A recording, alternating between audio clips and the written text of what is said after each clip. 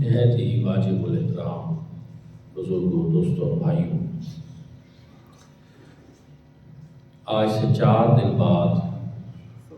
جو منگل آ رہا ہے اس کو شعبان المعظم کی 15ویں شب ہوگی، جس کو شب برات کہتے ہیں، کیونکہ اس سے قبل اب یہی جمعہ کا دن ہے۔ اس لیے کہ تاکہ ہمارے جو دوست عبادت کرنا چاہیں ان کی ذہن سازی ہو جائے، ان کو ترغیب ہو جائے، تو اس سلسلہ میں اس رات کی فضیلت کے حوالے سے کچھ گزارشات آپ حضرات کی خدمت میں پیش کرنی ہے۔ دعا ہے کہ اللہ کریم ہم سب کو عمل کرنے کی توفیق عطا فرمائے۔ حضرات ذوالفقار، یہ رات وہ رات ہے کہ جس کی فضیلت میں احادیث مبارکہ بھی موجود ہیں۔ بعض ہمارے مہربان دوست کہتے ہیں کہ وہ روایات جو ہیں وہ ضعیف ہیں، اس کی فضیلت اس طرح کوئی ثابت نہیں ہوتی۔ تو ایک تو اتنی کثرت سے اس کی فضیلت پہ روایات ہیں کہ اگر وہ ضعیف بھی ہوں تو وہ ساری مل کر قبولیت کے درجے کو پہنچ جاتی ہیں۔ اور پھر یہ کہ جن شخصیات سے اس رات کی فضیلت میں روایات ہیں ان میں سے ایک حضرت سیدنا صدیق اکبر رضی اللہ تعالیٰ عنہ جیسی ہستی ہیں، تو دوسرے حضرت مولا علی شیر خدا کرم اللہ وجہ جیسی ہستی۔ اور سنن ترمذی جو ہے اس میں تو ایک صحیح حدیث پاک بھی موجود ہے کہ حضور نبی کریم صلی اللہ علیہ وآلہ وسلم شعبان کی 15ویں رات کو ام المومنین حضرت سید عائشہ صدیقہ رضی اللہ تعالیٰ عنہ آپ کے گھر تشریف فرما تھے۔ آپ رات کے وقت اٹھ کر جنت البقیع میں تشریف لے گئے۔ ام المومنین حضرت سید عائشہ صدیقہ رضی اللہ تعالیٰ عنہ بھی حضور نبی کریم صلی اللہ علیہ وآلہ وسلم کے پیچھے پیچھے آپ بھی چل گئے۔ اب حضور علیہ الصلوۃ والسلام نے جب ان کو دیکھا تو ارشاد فرمایا کہ کیا تم یہ سمجھتی ہو کہ میں تم سے ناانصافی کروں گا؟ کیونکہ حضور نبی کریم صلی اللہ علیہ وآلہ وسلم نے ازواج مطہرات کے پاس رات گزارنے کے لیے دن یا وہ راتیں مقرر فرما رکھی۔ اب کی باری حضرت عائشہ صدیقہ رضی اللہ تعالیٰ عنہ کے پاس تھی، تو انہوں نے شاید یہ سمجھا کہ آج آپ کسی اور زوجہ محترمہ کے پاس تشریف لے جا رہے ہیں، تو حضور صلی اللہ علیہ وسلم نے اس سلسلہ میں ارشاد فرمایا کہ کیا آپ سمجھتی ہیں کہ میں ناانصافی کروں گا؟ ایسا نہیں، بلکہ آج کی رات یہ وہ رات ہے کہ جس میں اللہ رب العزت بنی کلب کے بھیڑوں بکریوں کے بالوں کی تعداد سے بھی زیادہ میری امت کے گناہگاروں کی بخشش اور مغفرت فرمائے۔ کبھی آپ ایک بکری کو پکڑیں اور کوشش کریں کہ اس کے بالوں کی تعداد کتنی ہے، نہیں گن سکتے آپ، یعنی بے شمار۔ اور پھر ایک نہیں،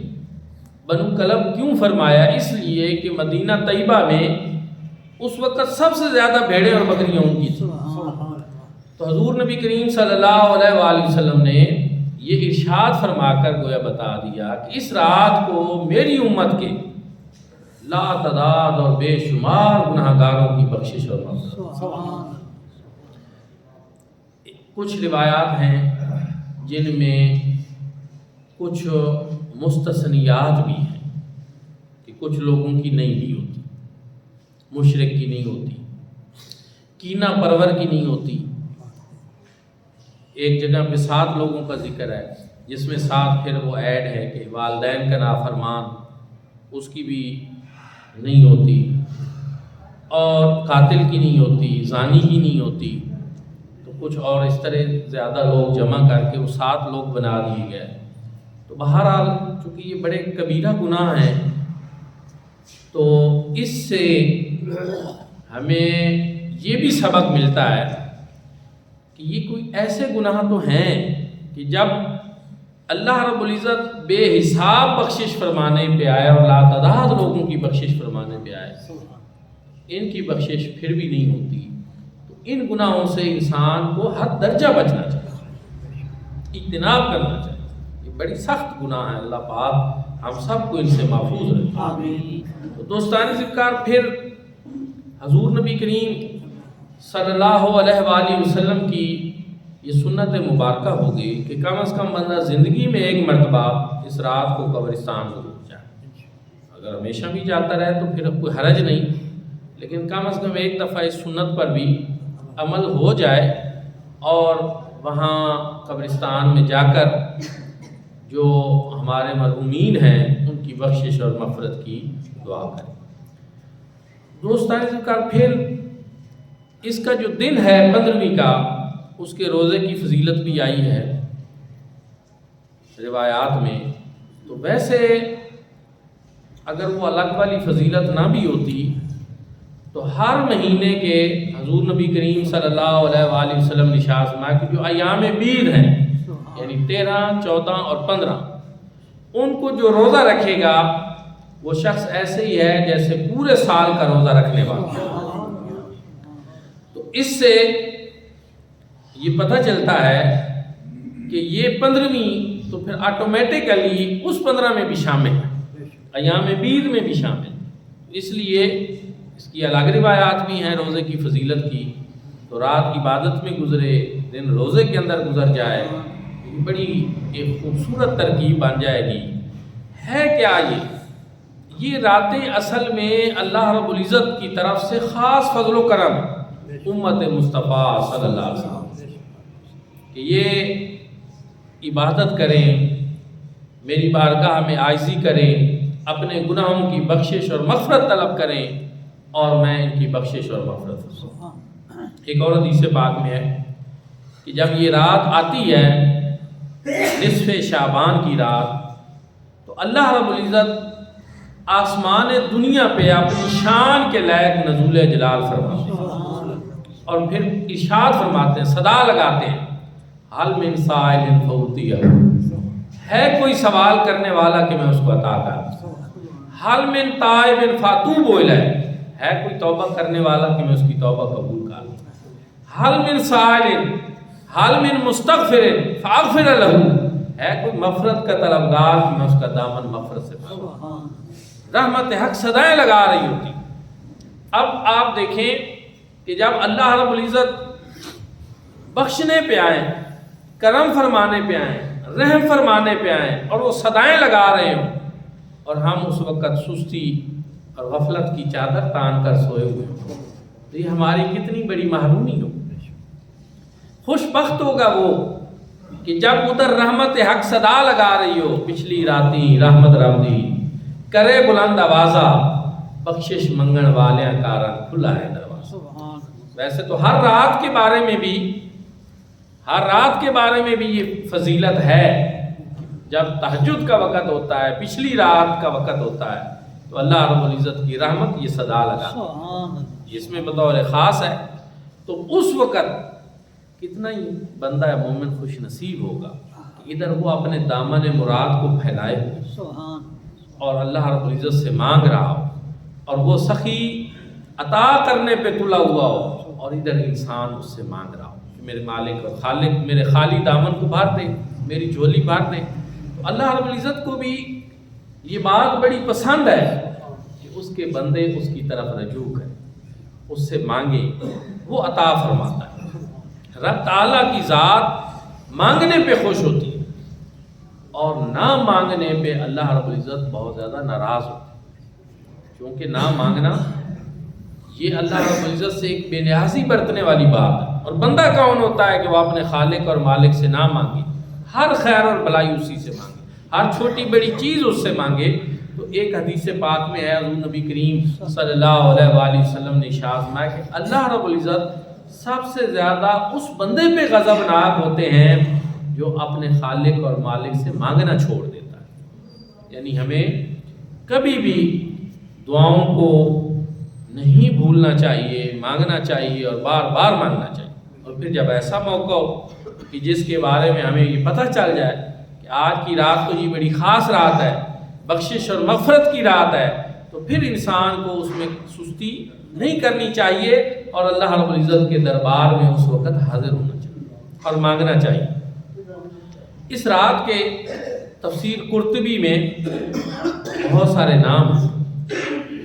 اس کا نام لیلۃ الرحمہ بھی ہے، لیلۃ البرکت بھی ہے اور لیلۃ السق بھی ہے۔ لیلۃ الرحمہ رحمت والی رات، لیلۃ البرکہ برکت والی رات، لیلۃ البرات جہنم سے رہائی والی رات، اور لیلۃ السق دستاویزات والی اور نجات دینے والی رات۔ دستاویزات والی اس طرح کہ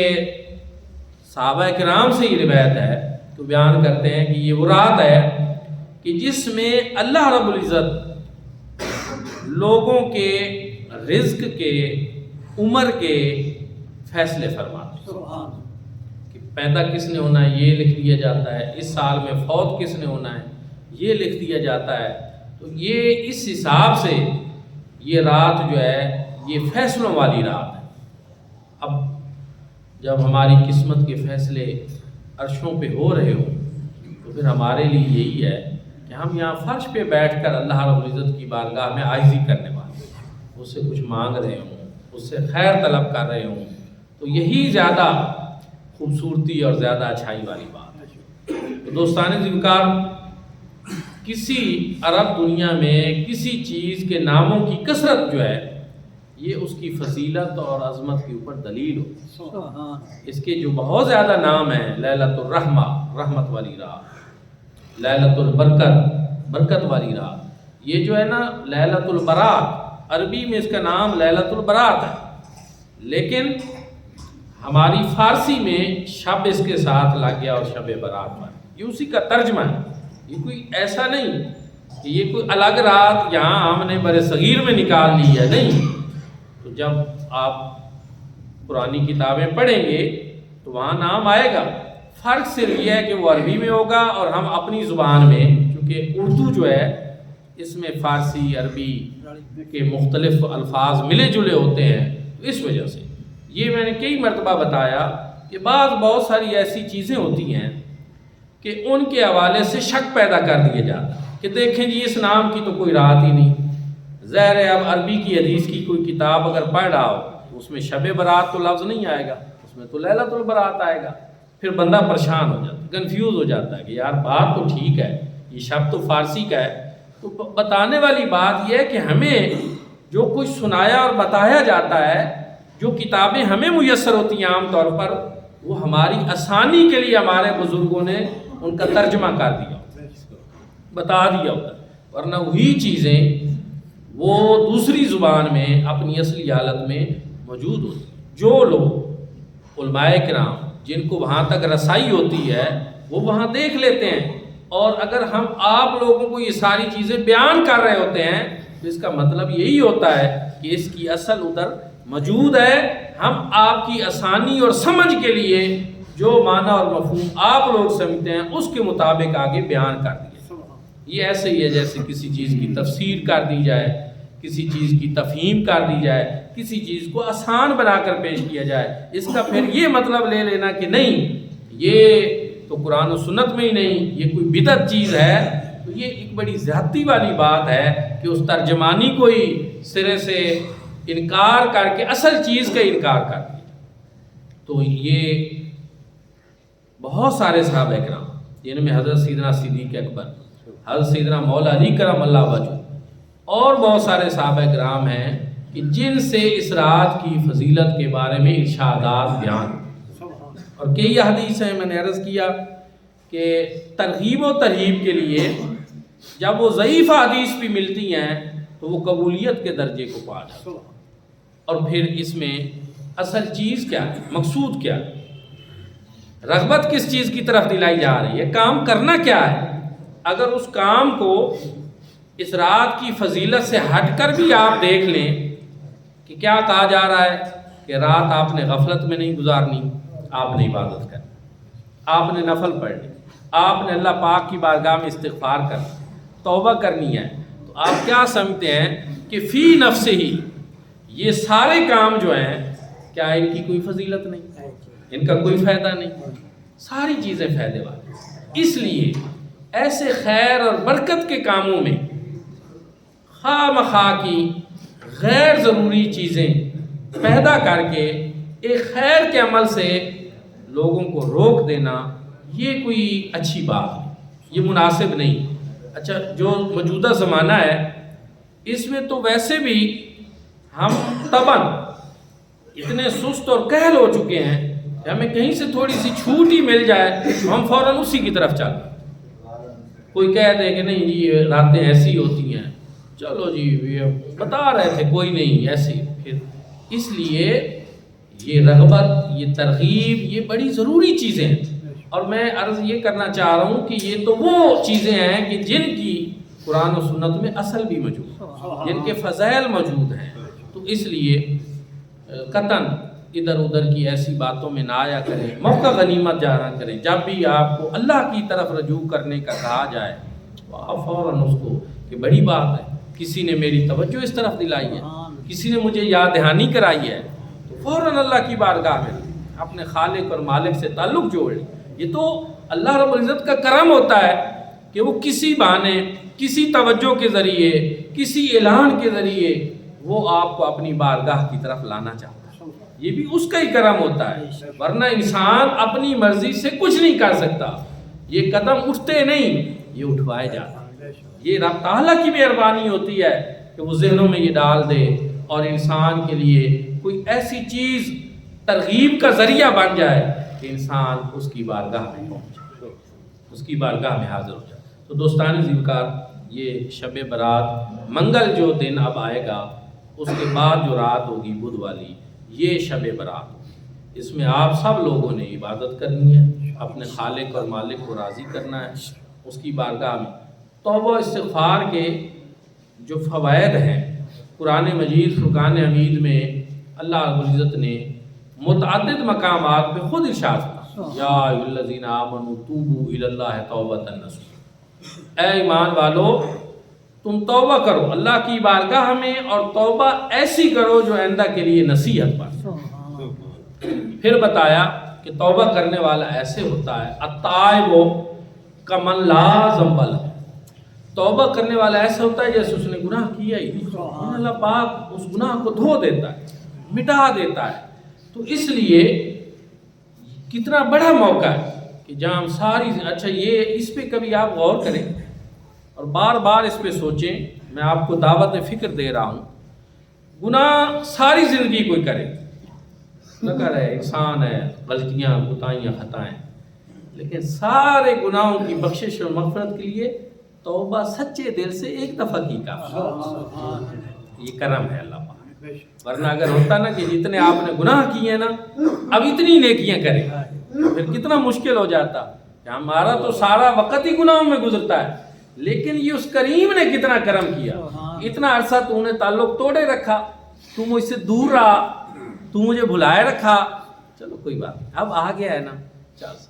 جیسے ماں اور باپ دیکھتے ہیں اولاد ان سے دور ہو جاتی ہے، اولاد پہ وہ ناراض بھی ہو جاتے ہیں، غصے بھی ہو جاتی ہے، لیکن جتنا بھی وہ پاپ کر کے آ جائیں، ماں کے پاس جب بندہ پہنچتا ہے وہ اس کو اپنے سینے سے پھر لگا، بھول جاتی ساری بات، میرا بیٹا آ گیا، ساری بات۔ رب کریم ماں اور باپ سے بھی زیادہ بہتر، اس نے اپنا تعارف جو ہے قرآن پاک میں سب سے پہلے بسم اللہ الرحمن الرحیم، الحمدللہ رب العالمین الرحمن الرحیم، ہر جگہ آپ دیکھیں اپنی رحمت کا ذکر پہلے فرمایا، اور یہ بھی ارشاد فرمایا کہ بے شک میری رحمت جو ہے ان رحمتی سبقت علی غضبی، بے شک میری رحمت میرے غضب کے اوپر سبقت ہے۔ یہ اس لیے ہے کہ تاکہ کوئی بھی دنیا میں کوئی ایک انسان بھی ایسا نہ ہو جو اللہ رب العزت کے خوف سے اتنا ڈر جائے کہ اس کی طرف پھر رجوع ہی نہ کرے کہ معافی نہیں ملنی، نہیں، یہ رحمت، مغفرت اور بخشش کی باتیں اللہ رب العزت نے پہلے اس لیے فرمائی کہ اس کا غیظ و غضب بالکل ہے، رب تعالیٰ کی ذات جو ہے اس کی پکڑ بھی بڑی سخت ہے، لیکن بندہ مومن کے لیے اللہ رب العزت نے مرتے دم تک وہ ہے کہ جب گرو بولے آخر میں انسان کا، اس وقت تک سورج کے مغرب سے طلوع ہونے سے پہلے وقت تک جب کبھی بھی اللہ کی بارگاہ میں جھک جائے اللہ پاک اس کی توبہ کو قبول، انتہائی اپنے بندوں سے پیار،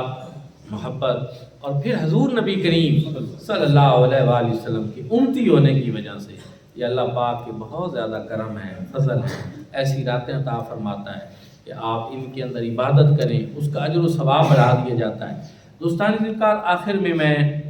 ایک آپ سب کی توجہ یہ بھی دلانا چاہتا ہوں کہ یہاں ماشاءاللہ مسجد کا کام بڑی خوبصورتی کے ساتھ ہوتا رہتا ہے۔ ہمارے ماسٹر خادم صاحب اللہ پاک ان کو جزائے خیر دے،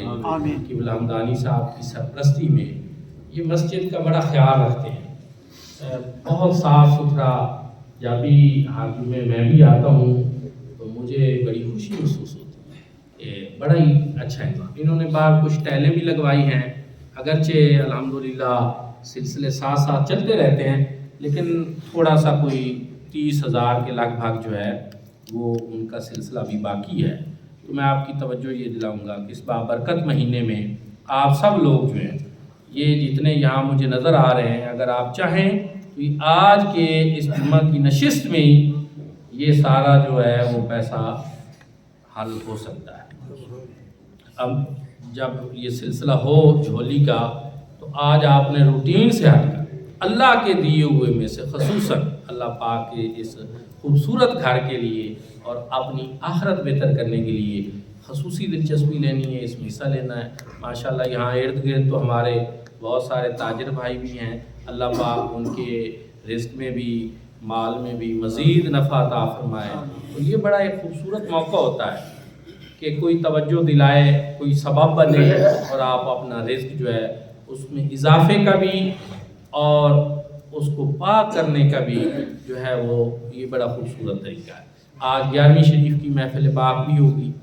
نماز جمعہ کے بعد اس میں ختم شریف ہوتا ہے، لنگر شریف ہوتا ہے، اس میں بھی سب حضرات جو ہے شرکت فرما کر ثواب درائن حاصل کریں۔ 15 شعبان کو انشاءاللہ